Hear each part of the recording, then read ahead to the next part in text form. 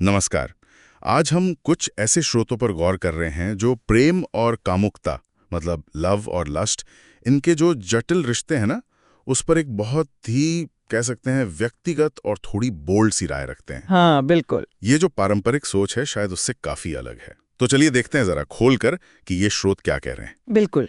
ये स्रोत हमें इंसानी भावनाओं की जो पढ़ते हैं उनकी एक अनूठी सी व्याख्या देते हैं। यहाँ जोर इस बात पर है कि भाई एक व्यक्ति इन ताकतवर एहसासों को कैसे महसूस करता है, कैसे उन्हें परिभाषित करता है। हाँ, बहुत ही व्यक्तिगत दृष्टिकोण लगता है। तो शुरुआत कामुकता से करते हैं, मतलब लस्ट। स्रोतों में ऐसे एक बहुत ही बुनियादी जैविक रूप से प्रेरित मतलब नेचुरल फीलिंग बताया गया है, हाँ, जैसे हर जीवित प्राणी में होती है। इसे प्रकृति का एक तोहफा, एक अच्छी भावना माना गया है। ये नजरिया अपने आप में काफी अलग है ना? क्योंकि अक्सर तो इसे थोड़ा नेगेटिव देखा जाता है। हाँ हाँ, यही तो खास बात है इसमें। यहाँ इसे कोई बुरी चीज, कोई गुनाह या ऐसे किसी तरह नहीं देखा जा रहा, बल्कि जीवन की एक मूलभूत इच्छा, एक फंडामेंटल ड्राइव की तरह स्वीकार किया गया है।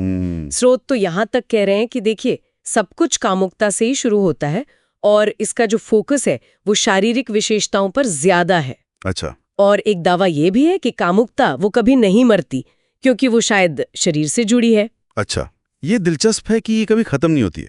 तो ठीक है, अगर कामुकता इतनी मौलिक है, इतनी प्राकृतिक, तो फिर प्रेम के बारे में क्या? लव? यहाँ पर तो भाई विचार काफी, कहना पड़ेगा, चौंकाने वाले हैं। हाँ, प्रेम को एक नकली भावना तक कह दिया गया है ना चौंकाने वाला। बिल्कुल, इसे एक तरह के नशे जैसा, एक हाय जैसा बताया है। तुलना भी की है जैसे ड्रग से होती है। ड्रग से?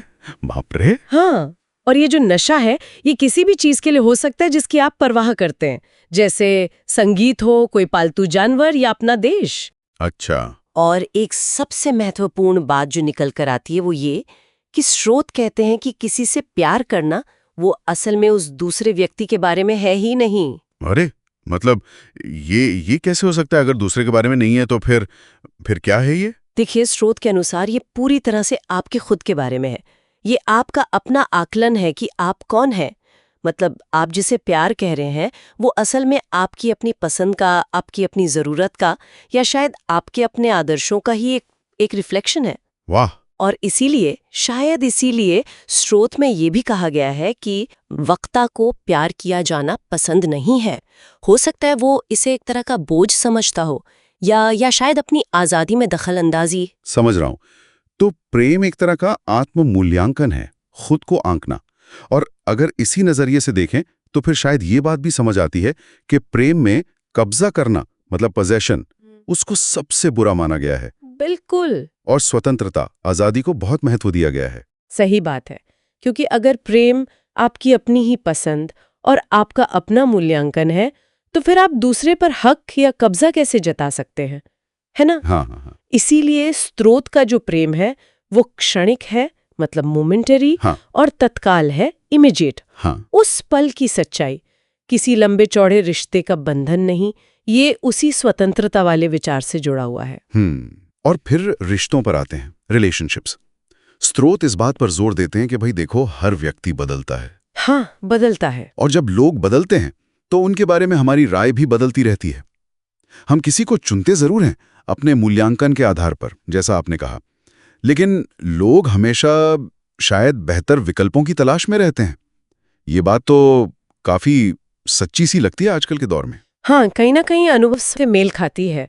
और इसी से जुड़ा एक और विचार है, वो कहावत है ना, फेमिलियरिटी ब्रीड्स कंटेम्प्ट। हाँ, सुना है। मतलब ज्यादा जान पहचान से तिरस्कार या शायद बोरियत पैदा होती है।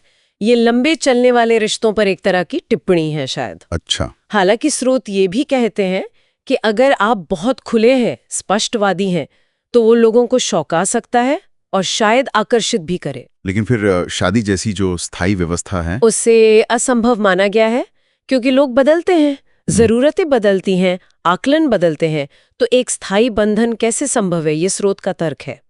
इसमें वो वस्तुनिष्ठता, ऑब्जेक्टिविज्म वाली बात भी है शायद, जिसका जिक्र था, उसका यहाँ क्या मतलब है? हाँ, ऑब्जेक्टिविज्म का जो मूल विचार है वो यहाँ शायद इस तरह लागू होता है कि व्यक्ति को खुद के लिए जीना चाहिए, अपनी खुशी अपने तर्क के आधार पर, ना कि दूसरों के लिए खुद को कुर्बान करना चाहिए और ना ही दूसरों से ऐसी कुर्बानी की उम्मीद रखनी चाहिए। अच्छा। तो ये स्वतंत्रता, आत्मनिर्भरता और ईमानदारी पर जोर देता है। और ये विचार उन बातों से जुड़ते हैं जो हमने प्रेम के बारे में कही कि वो आत्म मूल्यांकन है, और रिश्तों के बारे में कि वो क्षणिक हो सकते हैं और उनमें स्वतंत्रता जरूरी है। तो कुल मिलाकर अगर देखें, इन स्रोतों से एक तस्वीर उभर रही है जहां कामुकता, लस्ट, वो एक असली जैविक प्राकृतिक शक्ति है। हाँ, मौलिक। और प्रेम, लव, वो एक काफी जटिल, शायद दिमागी चीज है। एक नकली भावना जैसा कहा गया, जो व्यक्ति के अपने मूल्यांकन और खासकर स्वतंत्रता की इच्छा से बहुत गहराई से जुड़ी है। ये पारंपरिक विचारों को तो काफी चुनौती देता है। निश्चित रूप से यह हमें सोचने पर मजबूर करता है कि हम खुद इन भावनाओं को कैसे देखते हैं, कैसे परिभाषित करते हैं। क्या हमारे अपने अनुभव इन बोल्ड विचारों से कुछ मेल खाते हैं या बिल्कुल ही अलग है? ये एक आत्मचिंतन का अच्छा मौका है। बिल्कुल। और इसी सोच के साथ आज के लिए एक सवाल हम छोड़ जाते हैं अपने श्रोताओं के लिए। अगर जैसा कि ये स्रोत कहते हैं, प्रेम वास्तव में खुद का ही आकलन है, तो फिर किसी और के साथ हमारा जो रिश्ता बनता है वो हमारे खुद के बारे में क्या गहरी बातें बताता है।